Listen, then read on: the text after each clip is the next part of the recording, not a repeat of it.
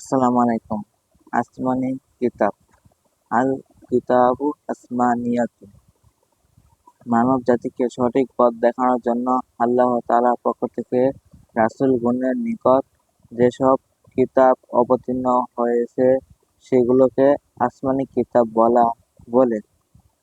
আসমানি কিতাব ১০৪ খানা, প্রধান কিতাব ৪ খানা, আর সহিফা ১০০ খানা। ছোট আকারের কিতাব সহিফা বলা হয়। প্রধান ৪ খানা কিতাব: তাওরাত, জাবুর, ইনজিল, কোরআন মাজিদ।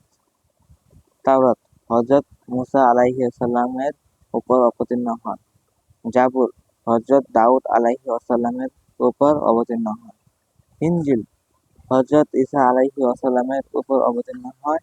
কোরআন মাজিদ হযরত মুহাম্মদ সাল্লাল্লাহু আলাইহি সাল্লামের উপর অবতীর্ণ হয়।